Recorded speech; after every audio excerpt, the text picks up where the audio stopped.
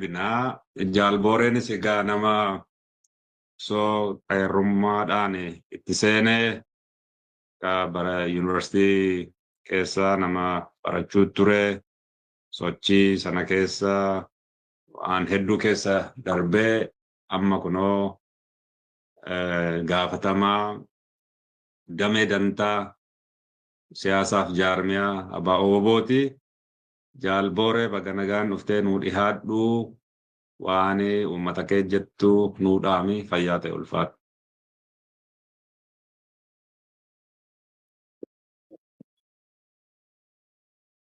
Hayyee kabajamtoota qondaalota olaanoo abbaa ooboo akkasumas qondaalota sadarkaa garaagaraa kabajamtoota ummatoota keenyaa kan biyyoota garaagaraa irraa ayyaana kana kabajuudhaaf argamtanii baga guyyaa yaadatamaa fi guyyaa seena qabeessa ummata Oromoo biratti bara baraan yaadatamu yaadannoo Sadaasa Sagaliitiin ittiin nu ga'e ittiin sin ga'e jechuun barbaada. Egaa guyyaa kana yoo yaadannu sadarkaa jalqabaatti qeerroo bilisummaa Oromoo harka isaanii duwwaa gabrummaa hadheeffatanii barbaacha bilisummaatiif jecha diina dura harka duwwaa dhaabatanii wareegama ulfaataa kafalan abbootii keenyaa Oromummaa isaaniitiif jecha sila rasaasa diinatiin nyaataman haadhota keenya akkasuma ijoollee xixiqqoo Oromoon sila qabsoo tanarratti dhabe sana yaadannaa jechuudha.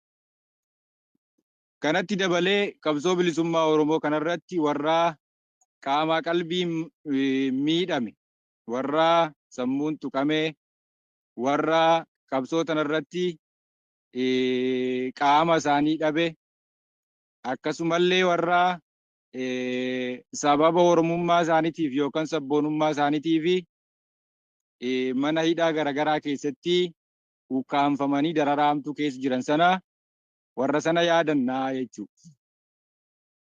Nutillee waraanni bilisummaa Oromoo amma dirree irra jiranii kuma jaalmarroolleen jaal jireenyalleen jedhee kaleessa qaamuma qeerroo bilisummaa Oromoo turree qeerroo bilisummaa Oromoo taaneeti dhagaa diinatti darbachaa turree wareegama ulfaataalleen kafalamee hiriyoota hedduu jaalannu kan Oromoodhaaf ija ta'aniitiin boruu seenaa guddoo uummata kanaaf hojjechuu danda'an warra silaa egeree Oromiyaa boruu keessatti uummaticha taleeganii hojii guddaa warra hojjechuu danda'an warra jaboo fi qaroodha jedhanii dhabnee haalli sun nutti ulfaattee innaan gara dirreetti makamne har'a sadarkaa kana jirraa jechuudha. Waraanni bilisummaa Oromoo har'a dirree irratti isin beeytan kuni akkuma qoosatti hin ijaaramne jechuudha. Akkuma qoosatti hin ijaaramne.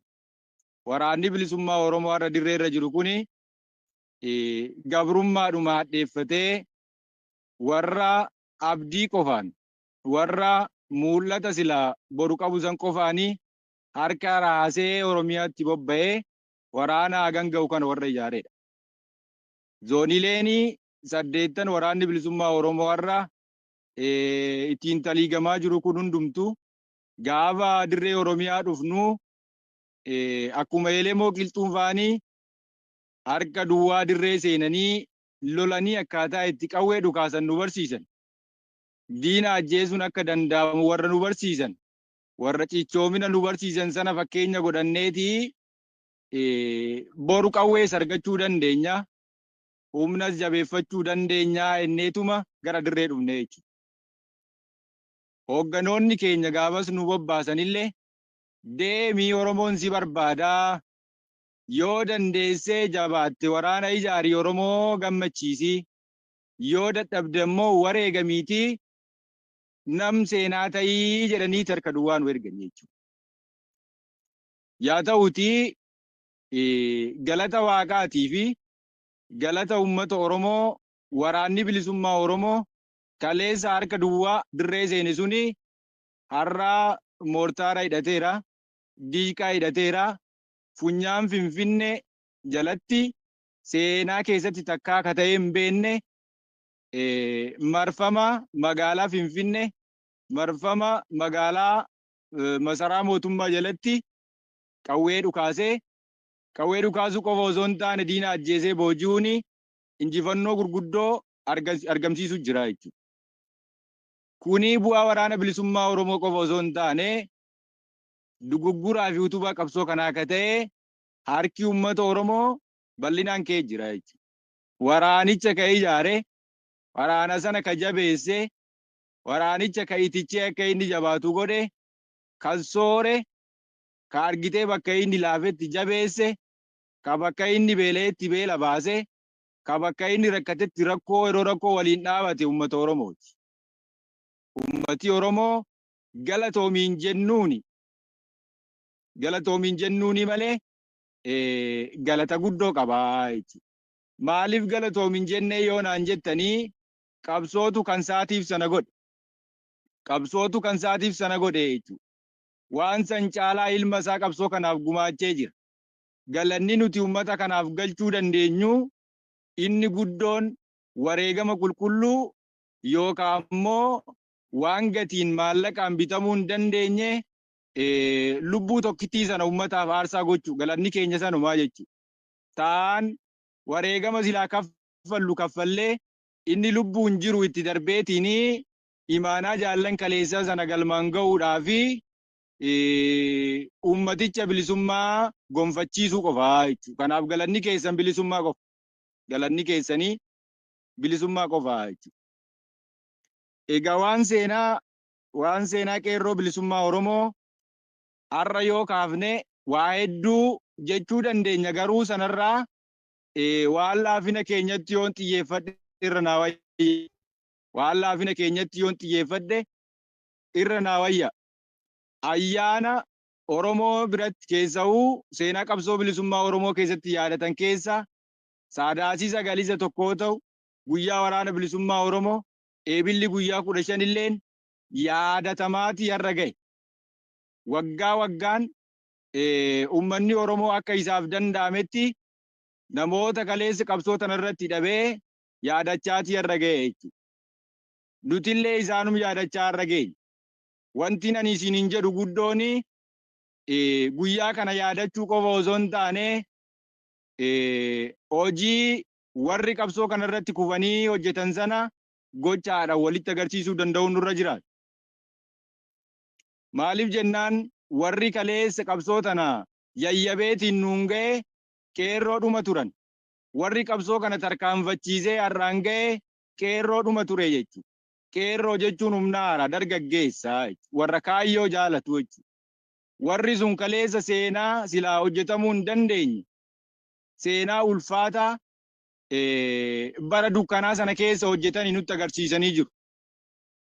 Warri akka amma Elemoo Qilxuu suni warra waan takka ittiin hir'anne warra jireenya dansaa jiraachaa ture warra jireenya ofii ganee Oromoodhaaf jecha Oromoon qawwee dhukaasuun irraa haa baratu gabrummaa jalaa ba'uudhaaf qawwee dhukaasuu qofa falaa jedhee warra qawwee dhukaasuu nutti agarsiisa. Warri akka jaalla Shinniggatti kufanii suni tokkummaan Oromoo afaaniin qofa osoo hin taane gochaadhaan ta'uu qabaa jedhaniitiin warra wareegamaa walirratti kafalanii boolla tokko keessatti awwaalamuudhaanii gochaa tokkummaa bu'aa tokkummaa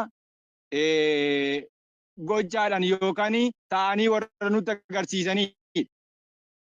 Warri qabsoo tanarratti kufan warri akka Laggasaa Wagii fa'anii warri akka Hacaaluu Hundeessaa fa'anii warri akka argitee qeerroo bilisummaa Oromoo qabsoo tanarratti kufanii warri akka Jaagamaa Badhaanee warri akka Tasfaa'uun Camadaa warri akka Gaaddisaa Hirphasaa fi daa'imman xixiqqoon osoo hin guddatin garaa haadhaa keessatti gabrummaa jibbaniitiin akkuma garaa haadhatii bahaniin argitee diina jibbanii sabboonummaan garaa isaanii keessa biqiltee qabsoo tanarratti kufanii gochaadhaan waan gochuu qaban sana nutti agarsiisanii jiru jechuudha. Dhaloonni har'a lubbuun lafa jirru kuni yoo isaan yaadannu yoo warra sana yaadannu gochaa isaan kaleessa irra kufaniif sana taatee isaan kaleessa irra kufan sana hojiitti hiikuu danda'uu qabnaa jechuudha. Oromoon kuni yoo wal arge, yoo qaama wal arge, yoo sila teessuma irratti wal arge, wanni inni walitti dhaammatu yeroo hunda tokkummaa. Tokkummaa jaalladhii gammadaa baanii umurii isaanii guutuu osoo faarsanii osoo lallabanii as buuteen isaanillee dhabamee har'a lubbuun jiraachuuf dhabamuu isaanillee hin beekne. Oromoon tokkummaa waluman labsaa garuu silaa aga humna isaa silaa aga silaa baay'ina isaa aga lakkoofsa isaa aga dandeettii isaa sanaa bu'aa silaa qabsoo irraa argatu sana argachuu hin dandeenye. Bu'aa silaa qabsoo irraa argatu sana argachuu hin dandeenye. Kabajamtooti uummata Oromoo mana kana keessa teessanii dhaggeeffachaa jirtan. Addunyaa kanarratti sabni humna hin qabne, sabni tokkummaa hin qabne, sabni kabajaa walii hin qabne, sabni argitee jaalala waliif hin qabne gabrummaa jala jiru baay'een isaanii ammoo badanii jiru jechuudha. Addunyaan tuni addunyaa itti jabaan warri humna qaban warra humna hin qabne itti nyaatanii jiraatanidha. Sabni humna hin qabne garbichallee yoo taate yoo aga barbaade roorrifamee ajjeefamee yoo mirgi isaa sarbamee namni dubbatuuf hin jiru, addunyaan dubbatuuf hin jirtu jechuudha. Hireen uummata Oromootillee muudate baroota qabsoo gaggeessaa kana ture kana keessatti wareegama ulfaataa kafalee wareegama silaa inni kafale sana gochaa suukkanneessaa uummata Oromooti irratti raawwatame sana duguuginsa sanyii uummata Oromooti irratti raawwatame sana qaamni garagaree ilaalu hin jiru jechuudha. Qaamni garagaree nu ilaalu hin jiru. Maaliif yoo jettanii Oromootu akka tokkotti silaa rakkoo isaa himachuu hin dandeenye. Oromootu tokkummaa qabu sana diinatti agarsiisuu hin dandeenye. Oromoo irree guddaa qabu ka sirni Habashaa bara baraan sodaattu sana diinatti agarsiisuu hin dandeenye jechuudha. Seenaa uummanni Oromoo bara rakkoo keessa bara qawween hin jirre jaarraa 16ffaa keessa diina silaa irree isaa irra jigsee cabseetiin silaa seenaa hojjete sana dhalootichi hojjechuu hin dandeenye jechuudha. Wanni qabsoo keenya nutti dheeressellee maal yoo jenne waan hedduu kaasuu ni dandeenya jechuudha. Barri amma irra jirru kun bara dijitaal teeknooloojiiti. Barri amma irra jirru bara dijitaal teeknooloojiiti jechuudha. Teeknooloojii baranee kanaa warri silaa beekumsa isaa qabanii warri silaa bu'aa isaa baranii ittiin of ijaaranii jiru. Saboonni baay'een ka gabrummaa jala jiranii haala sanatti dhimma ba'aniitiin uummata isaanii ittiin tokkoomsanii jiru. Sabboonummaa isaanii ittiin dagaagsanii jiru. Qaroomina biyya isaanii keessatti ittiin hojiirra oolchanii jiru jechuudha. Uummanni Oromoo teeknooloojii silaa akka isa fayyadutti itti fayyadamuu hin dandeenye jechuudha. Teeknooloojiin sagalee rasaasa hin qabne yookaan dhukaasa sagalee hin qabneedha jechuudha. Teeknooloojiin dhukaasa sagalee hin qabne. Propagandaan illee karuma sana gaggeeffamaa jechuudha. Oromoon har'a karaa miidiyaa kanaanii ittiin wal ijaaruu jira osoo hin taane, ittiin wal jala yaa'uu jira osoo hin taane, yeroo ittiin wal salphisu, yeroo ittiin kabajaa wal murqu, yeroo ittiin tokkummaa diigu, yeroo ittiin sabboonummaa sabaa sharafu, yeroo akkasii arguu jirra jechuudha. Yeroo akkasii arguu jira. Wanni guddoon ani isinitti dhaammadhu siyaasaa dura Oromoon waan waloon qabu qaba. Qabsoo silaa gaggeessinu keessatti eenyuyyuu jaarmiyaa siyaasaa barbaade jala hiriiree deemuu danda'a ta'uti akka sabaatitti eenyummaa silaa waloo kayyoomuyyuu tuqamuu hin dandeenye. Sana waliin qabnaa jechuudha. Sabboonummaa waliin qabna. Afaan waliin qabna. Aadaa waliin qabna. Seenaa waliin qabnaa jechuudha. Amma haalli amma jiru yeroo itti waan sana sharafu argaa jirra. Yeroo itti waan sana sharafu argaa jirra jechuudha. Yeroo itti namni waliif abboomamuurra akka dhuunfatti kophaa yeroo itti yaa'u arginaa jechuudha. Yeroo itti namni daangaa ala bahee itti balbalaaleffatu arguu jira. Haalli nuti kee jirru haala ulfaata. Haalli sabni Oromoo kun itti jiru haala ulfaataadha. Yeroo itti Oromiyaan gatiin ishii ol ka'e, yeroo itti Oromoon akka sabaatitti gatii dhabee gatiin isaa rakkase, yeroo namni barbaade ajjeesee silaa boo'uu nuuf ulfaate, yeroo itti lafti Oromoo ciccirameetiin akka uffataatitti gurguramaa jiru yeroo akkasiirra jirra jechuudha. Yeroo akkasiirra jira. yeroon akkasii yeroo itti garaagarummaa jiru keessatti fixatanii yeroo itti tokkummaa labsanidha. Yeroo itti tokkummaa labsanidha. Oromoon akka sabaatitti jiraachuufiyyuu humna jabaa isa barbaachisaa jechuudha. Waraana ummaticha bilisummaan ga'u, waraana wareegama ulfaataa kafalee birmadummaa fi nagaa dimokiraasii biyya sana keessatti fidu waraana akkasiisa barbaachisa. Waraana akkasiisa barbaachisaa jechuudha. Waraanni bilisummaa Oromoo bu'aa bayii keessa darbuun mallee hunda dandamateeti guyyaa har'aa kana ga'eera. Haala qabsoon bilisummaa Oromoo itti turteef keessa jirtu ni beektu jechuudha. Waraanni har'a isin dirree irratti argitan kun kaakkan lolee lolchiisu jiru kuni waggaa 5-6 baranaa sadarkaa kamirraa akka jiru ni beektu jechuudha. 2018 yeroo hoogganoonni dhaabaa muuxannoo bara dheeraa qabanii ogummaa lolanii lolchiisuu ka bara dheeraa qabanii yeroo itti iccitiin dhaabaa sila dhaabichi ittiin bara dheeraaf hojjechaa ture diinaggaluu irraa kaasee laafinni moonaa qabsoo keessnu ture. Waraanni haala akkasiitiin hooggannii sadarkaa gumii sabaa koree hojii raawwachiiftu qaamni dhaabaa hundi irraa ganee galee jabaatee sadarkaa kanarra ga'uun akka jabinaatti osoo ilaalamuu irra jiraatu akka laafinaatti yeroo itti ilaalamu argina. Riphee lolaan tokko of jaaree akka jaarmiyaatti socho'uudhaaf haalli silaa sirni gabroonfataa itti jirru, haalli lafaa itti jirru, haalli yeroo itti jirru hagam takka ulfaataa akka ta'e osoo beeknu Oromoon sana wallaalee yeroo itti komii nutti baay'isu argina. Uummanni Oromoo qabsoosaa bifa barbaadee nu qeequu ni danda'a, komachuullee ni danda'a. Oromoon akka sabaatitti saba guddaadhaa dirree siyaasaa bal'aa barbaada. Ka qabsoo keessatti gaggeessu. Hoogganni qabsoo bilisummaa Oromootillee qoonni isaa dirree siyaasaa uummanni yookaan sabni suni akka sabaatitti keesseenee itti hirmaatu tolchuufidha. Tolchuufidha jechuudha. Haalonni sana nu danqanillee nu hanqisanillee yoo jiraatanii dirree bal'aa suni tolfamuutti jira tolfamallee. Tolfamelleedha jechuudha. Kana hoosiin hin jedhu namni silaa lafa kanarratti seera silaa siyaasaa, seera jaarmiyaa siyaasaa, seera hawaasummaa, ka amantaa qabu seera amantaa kabajee yoo hin deemne wal jala yaa'uun ni ulfaata. Waan harkaa qabullee ni wallaalaa jechuudha. Har'atti Oromoon humna qaba. Waraana jabaa qaba. Waraana jabaa kana itichuu keessatti tokkummaan keessanii, wal kabajuun keessanii, jaalalli keessanii nuuf humna ta'a waan taateef tokko nu ta'a. Nulleen tokko nu tolchaa isiniin jennaa jechuudha. Egaa uummanni Oromoo biyya hambaa kee jirtanii isiniyyuu lafti suni lafa keessanii miti. Biyyi suni biyya keessanii miti. Maatii keessanirraa fagaattaniiti, qabeenya keessanirraa fagaattaniiti, qe'ee warra keessanirraa fagaattaniiti jirtu. Haaluma rakkoo kee jirtu jechuudha. Haala rakkoo keessallee osoo jiraattanii qabsoo tanaa tinnisu, qabsicha jabeessu, waraanicha jabeessu irraa duubatti hin jenne. Ammallee waraanni guddinni waraanatii fi jabinni keessanii wal madaalaa deemutu irra jiraata jechuudha. Nuti dirree irraa waan gochuu qabnu kamiyyuu ni goona.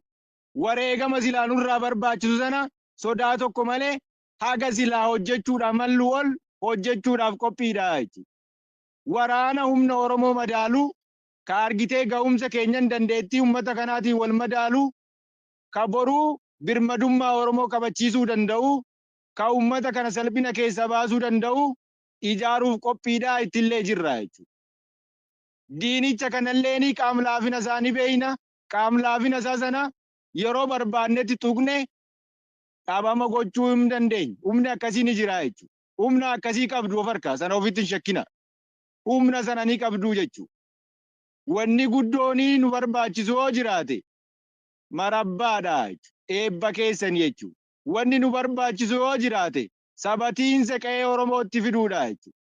Warri sirna isaa dagate, warri akkaataa bulmaata Oromoodhaa kaleessaa dagate, warri aadaaf safuu saba isaatii dagate, wal jala yaa'uun itti ulfaata yaa saba. Wal dhaggeeffachuun itti ulfaata yaa saba. Qaama isa miidhuu fi isa fayyadullee gargar baasuun itti ulfaata yaa saba. Itti ulfaata jechuudha. Eenyutu firaa eenyutu diinaallee gargar baasuun nu ulfaata. Haala sanatti diinni fayyadamee jira jechuudha. Haala sanatti diinni fayyadamee jira. Warri silaa humna hin qabne yookaan warri qabsoo irraa abdii kute, warri laaffate yeroo baay'ee gandatti galeetii ganda ofii ijaarutti deebi'a. Haalli akkasii suni sabboonummaa sabaa sana sharafeeti dhundhulchee gandatti nu galcha jechuudha. Dhundhulchee gandatti nu galcha. Oromoon guyyaa rakkoo sanayyuu bara argitee roorroon itti hamtuu sanayyuu gargar ba'ee hin beeku. Duguuggaan sanyii aanolee irratti silaa raawwatame suni Oromoo gandatti hin galchine nuuffe sodaatee gandatti hin galle. Wanni calii calanqoo irratti ta'e suni Oromoo gandatti hin galchine. Wareegamni ulfaatanii elemoo qilxuurraaga guyyaa har'aa kafalame suni Oromoo gandatti hin galchine. Warri silaa laaffate, warri silaa hiree dhabe yookaan warri abdii qabsoo irraa kutatee gandatti galaa jechuudha. Kana yoo isiniin jedhu Kaamal Galchuufaalleen gaafa qabsoo keessaa gandatti galaniiti yaanan dhiibamee dhufe jechuudha. Walumaa galatti waan jechuu barbaadu Oromoon saba guddoo, Oromoon saba guddoo, warri silaa kaleessa hin jirre, warri kaleessa hin jirre malaaf tooftaa silaa qabaniini warrumti ollaa keenya jiran kuniyyuu mootummaattuu hirkatanii qawwee gurguddaa hidhatanii jiru. Qawween ala ollaa keenya dhuka'u kuni mootummaatti yookaan bilisiginnaatti dhukaa osoo hin taane boru nutti dhuka'u jira akkuma qabaadda. Boru akka sabaatti cabuuf deemna akkuma qabaadda. Humni guddoon waraana bilisummaa Oromoo caalayyuu tokkummaa keessan taate. Caalayyuu kabajaaf jaalala waliif qabaatee namni wal jala yaa'u sana ta'a. Kanaaf walumaa galatti haasaan jaaladhaa isinitti hin dheeresse tokkummaa qabaachuudhaaf ilaalcha silaa waliif qabnu sana fooyyessuun barbaachisaadha. Ilaalcha silaa akki itti wal laallu, akki itti wal hubannu, gulantaan silaa itti nuti wal madaallu sun yoo hin sirranne akki itti namni wal jala yaa'utu hin jirre. Namni miidhameen yoo ka jiraattu taate akki itti namni wal jala yaa'utu hin jirre. Tokkummaa keenyaaf bu'uurri ilaalcha keenya waalteeffachuu, rakkoo keenya irratti xiyyeeffachuu, diina waloo qabnaa diina waloo sana irratti xiyyeeffachuu. Gaafa diina sana of jalaa kaafne Oromoon rakkoo yoo qabaate gola isaatti rakkoo lubbuutu fixataa ture waan taateef wanni Oromoo waliin hin fixanne hin jiraattu jechuudha. Kanaaf walumaa galatti wanni isiniin jedhu guyyaa har'aa kana yoo yaadannu warri sila qabsoota irratti kitime sun warri lubbuu qaalii maallaqaan bituu hin dandeenye kaffalan suni maali irratti kufanii warri sun maal dhabeeti lubbuu isaa aarsaa godhee dhaloonni irra jiru kun maal argatee jenneeti irbuu isaanii sana galiin ga'uudhaaf irbuu haaromfannaa. Irbuu keenya haaromfanna. Qabsoo gulantaa irra jirru kanarraa isteeppii tokko fuulduratti bunnaa. Qabsoon kuni gulantaa irra jirru kanarra tarkaanfatee jennaan dhaloota yookaan jenereeshinii amma irra jiru kanarra darbee jennaan caba keenya ta'a badiinsa keenya ta'a akkasii quba qabaadha. Kanaaf waraanichi waan gochuu qabu ni godha. Bakka dogongorreetti nu gorsa, bakka laaffannetti nu jabeessa, hirrina keenya waliin guuttannaa nu guutaati tokko nuuf ta'a, nu jabeessa, nu bira dhaabbadha, isiniin jedha irra deebiidhaanii bagaa ayyaana kabajamaa fi jaalatamaa guyyaa yaadannoo saadaa sagalii kanaan isin ga'e ittiin nu ga'een isiniin jechuu barbaada. Horaa bulaa deebanaa fayyaa ta'an isiniin jedha.